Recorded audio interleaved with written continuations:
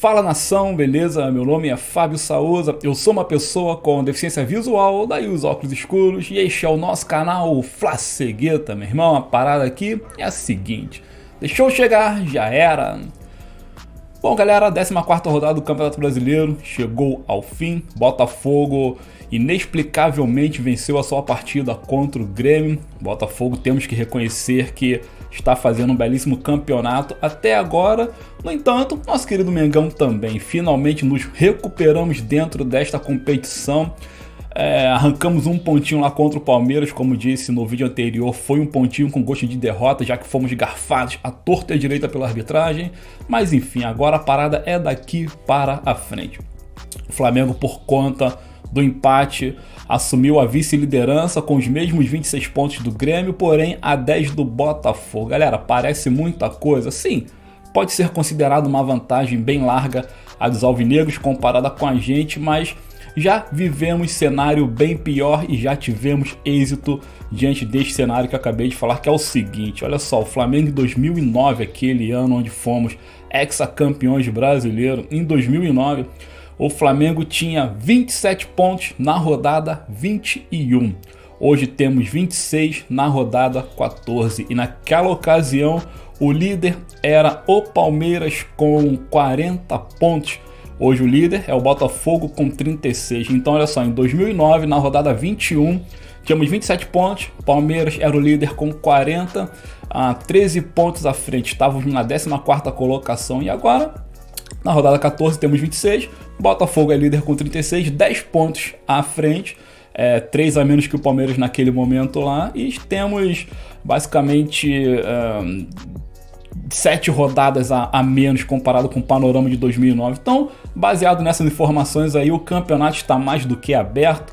O Flamengo é favoritaço a ser campeão, porque temos que convir, né galera, entre o nosso elenco e o elenco do Fogão. Óbvio que temos um elenco infinitamente superior e bem mais lastro para buscar este título. Dessa forma, não temos que nos preocupar, devemos agora focar no jogo de quarta-feira, onde iremos pegar o Atlético Paranaense e aí sim retomarmos as atenções para o Brasileirão no próximo final de semana. Eu quero falar um pouquinho sobre essa questão do jogo da quarta, o jogo da volta da Copa do Brasil, porque tem uma gracinha ali feita pelo goleiro deles lá, o Bento, um excelente goleiro, há de se ressaltar, mas mimizento conforme aquela turminha lá do Palmeiras. O Bento, talvez inspirado na chiadeira lá dos portugueses palmeirenses, fez a mesma coisa na saída de campo ante o qual seu clube foi derrotado pelo Fortaleza. Acho que o Bento já quer ganhar no grito, assim como o Palmeiras ganhou no sábado anterior, né? No grito. Ganhou o duelo no grito, né? A guerra dos bastidores, no caso aqui, né?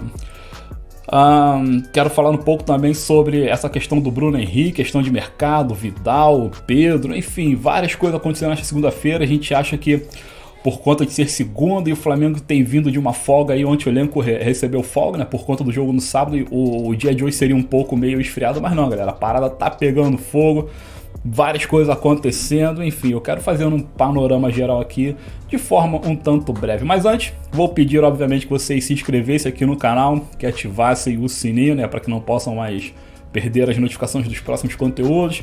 Gostaria de pedir também que vocês deixassem seu like, seu joinha, né, o seu gostei, para dar aquela fortalecida no canal. E também gostaria de pedir que vocês deixassem comentário, galera. Comentem aí o que vocês estão achando do meu trabalho, dos conteúdos aqui apresentados, dos cortes, enfim, dos shorts também que eu publico sistematicamente com curiosidade do nosso Mengão. E, se possível, não deixem de compartilhar, porque quando você compartilha o material, este é mostrado para outras pessoas e outras pessoas tomam conhecimento de que há um canal novo falando do Flamengo, um canal que fala do Flamengo com carinho, amor e respeito, né? Sem sensacionalismo, sem essa gritaria exacerbada, enfim. Trabalho humilde sendo feito com toda a dedicação possível, beleza? Então faça isso aí, galera. Curtam, comentem, compartilhem e se inscrevam, beleza? Olha aqui, já que eu comecei o vídeo falando dos números do Campeonato Brasileiro e o panorama de 2009 com o de hoje, de agora, quero trazer os números do Arrascaeta. O Arrascaeta voltou a jogar bastante, a gente sabe do potencial que ele tem, então nenhuma surpresa nesse caso aí, né? E nos últimos 4 jogos, o Arrasca tem participação direta em todos os gols que o Flamengo fez. O Arrasca fez 2 gols nos últimos 4 jogos, um corte bem bacana, galera, bem bacana mesmo. Fez 2 gols nos últimos 4 jogos e deu 3 assistências. Ele lidera esse quesito dentro lá do Flamengo. E no contexto geral, o Arrasca tem 75% dos dribles que ele tentou, ele tem êxito. Dos 100% que ele tentou, ele tem êxito em 75%. E seu aproveitamento de passes supera os 83%. Porra, quer dizer... O Arrasca tá jogando muito, né? Tá jogando muito. O Arrasca que tá na sua 5ª temporada à frente do Flamengo. Tem pra lá de 200 e... Acho que ele tem 220 jogos. Agora o 221, não sei se o de ontem já conta como 221. E já extrapolou a casa dos 50 gols marcados para o meio campo. É muita coisa, né, galera? Muita coisa mesmo. Então... Olha o nosso querido Uruguai fazendo a diferença dentro do Flamengo. Os números dele são excelentes e tenho certeza que estes números só crescerão à medida que a temporada for avançando. Então parabéns ao Uruguai, que ele continue assim, nos ajudando e ajudando muito, né? A notícia ruim, cara, chata, essa parada do Bruno Henrique. Puta merda, só falando assim, cara. Notícia chata que... Aquele pisão que aquele responsável daquele Luan deu no tornozelo do cara. A suspeita de lesão grave novamente. Pô, o Bruno ontem estava de folga, ainda assim ele foi ao médico, fez um exame para ver se tinha algum problema ali. O raio-x, no caso, não apontou fratura alguma, mas a suspeita de problemas ligamentares, vamos colocar desta forma. Talvez não seja tão grave como um rompimento de tendão, obviamente que não, senão o pé dele ficaria bem solto ali e tal.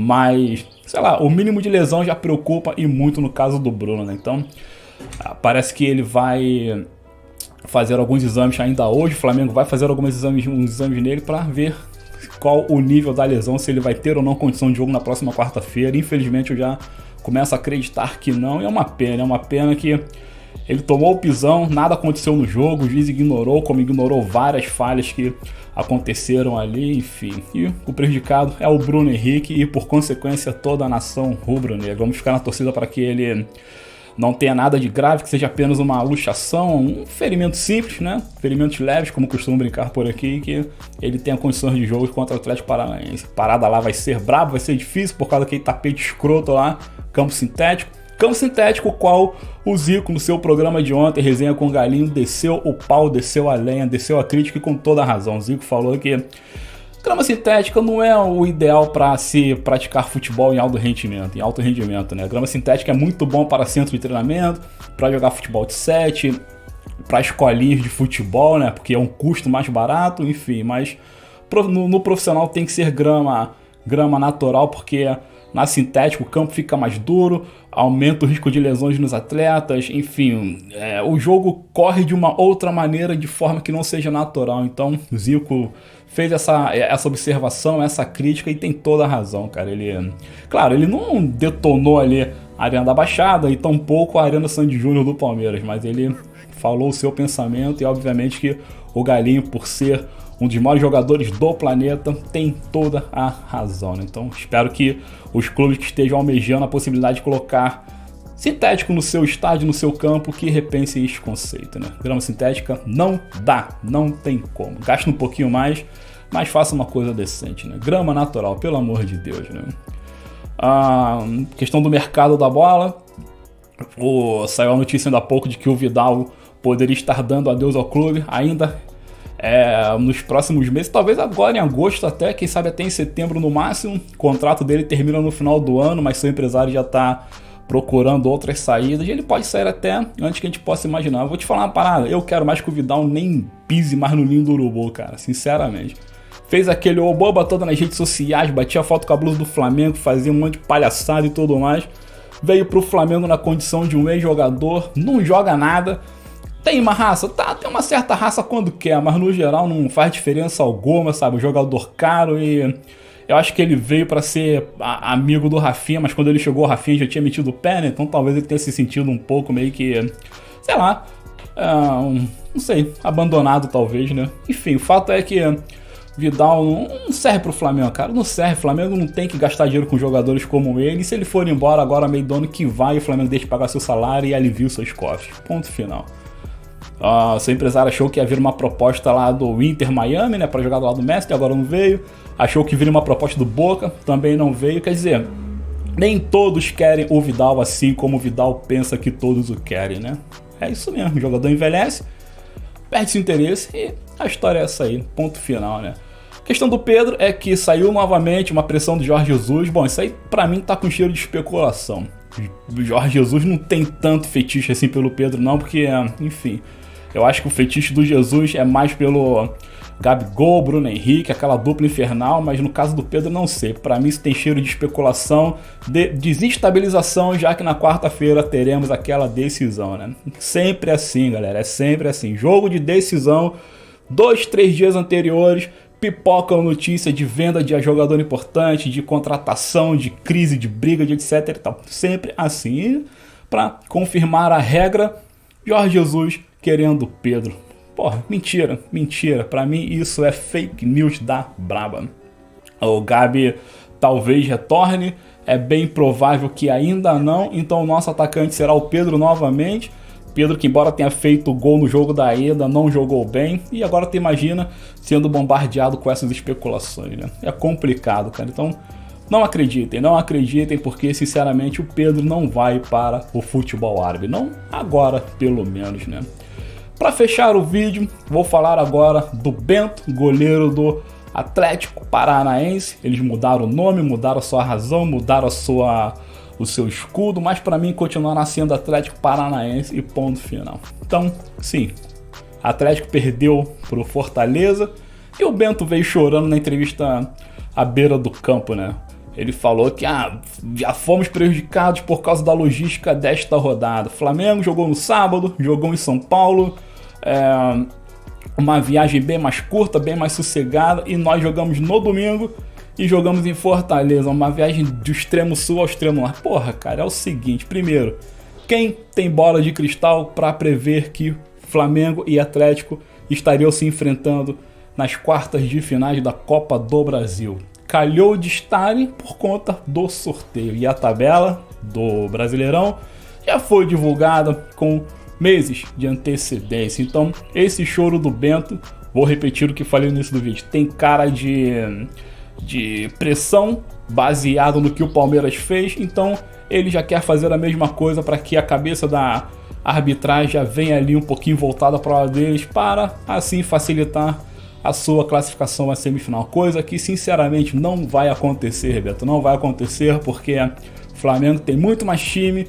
tem muito mais condições e além de tudo tem a vantagem no placar. Então acho que essa pressão é infundada, não surtirá efeito, e o Bento tem mais é que focar no seu trabalho, porque apesar de tudo estamos falando de um excelente goleiro, um goleiro jovem, um goleiro promissor e um goleiro que já provou por N motivos ser muito mais eficiente do que o ídolo anterior que lá estava, que era o Santos. Então, Bento, foca na tua profissão e faça o teu papel e ponto final, garoto. Tu não se queima com essas palhaçadas extra-campo. Não, isso é coisa de torcedor e imprensa tendenciosa.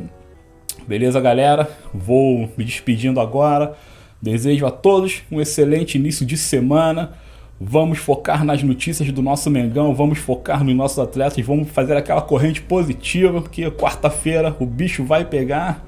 E orem pelo Bruno Henrique, porque, cara, se tem um cara que merece estar em 100% de condições físicas, é o Bruno. Tomara que não tenha acontecido nada com ele, que quarta-feira tudo seja como antes no quartel de Abrantes.